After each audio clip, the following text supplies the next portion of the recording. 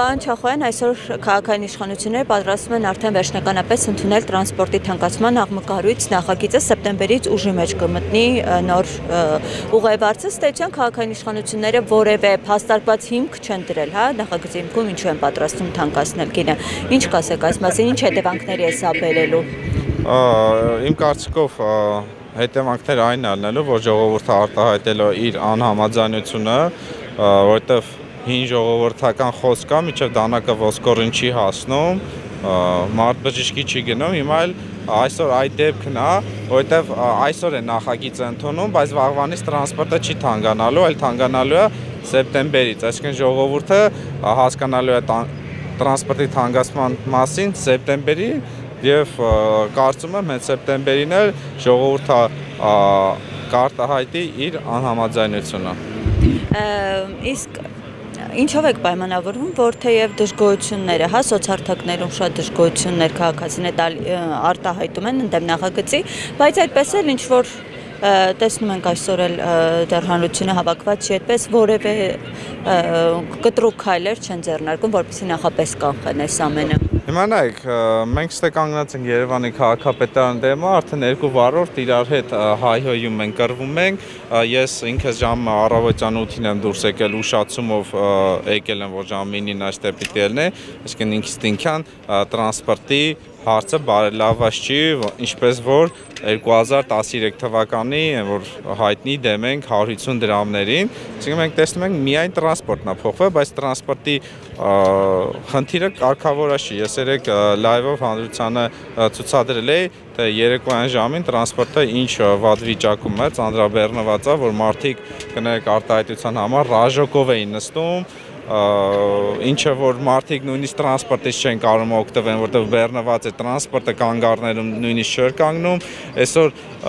շատ մարդիկ, որ հիմա ստե պիտի ներկա գտնվեն, ինձ գրում են, զանգում են, ասում են կներես, մենք խցանումների մեջ ենք, չեն կարող գան եւ ըստ էլ ակնհայտ բարձ երևում է, որ քաղաքը ծանրաբեռնված է, ինչը որ թանկացումը արդարացված չի։ Ուզում եմ մի պարզ օրինակ բերեմ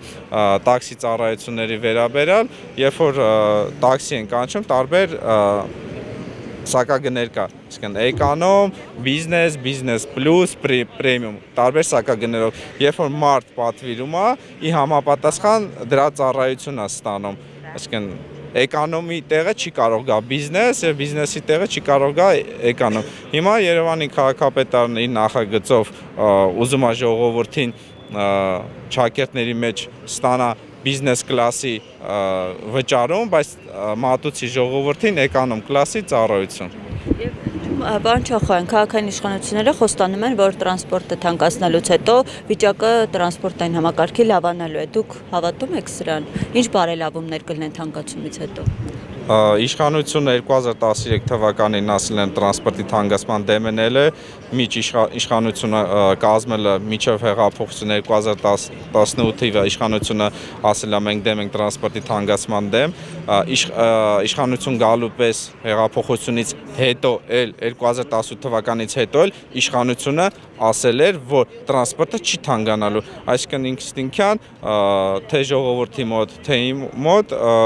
վստահելիության խնդիր կա, որովհետև Երևանի քաղաքապետարան բազմիցս անգամ շատ անպագորգոր հայտարարություններ հնչել, որը իրականությանը դա չի համապատասխանել։ Ես անկեղծ չեմ հավատում։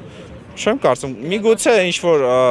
թեթև մի փոքր, բայց ամբողջական խնդրի լուծումը չեմ պատկերացնում, քանի որ այս Երևանի քաղաքապետարանի իշխանությունը, ինչպես որ քաղաքապետի գլխավորության Տիգրան Ավինյանը ինքը ասել է, եթե մենք ամենահասարակ տարական պրիմիտիվ հարցը չենք կարող կարգավորենք, փոսերը նորոգենք, մենք ոնց ենք Աջափնյակի մետրոն կառուցելու։ Հիմա ես դա այլ կերպ եմ մեկնաբանում։ Եթե դուք տարական պրիմիտիվ հարցը չեք կարող փոսերը նորոգեք, դու ոնց եք տրանսպորտի հարց կարգավորելու, որովհետև տրանսպորտի հարցը նույն խնդիրն է, ինչը Աջափնյակի մետրոպոլիտենը կառուցել է։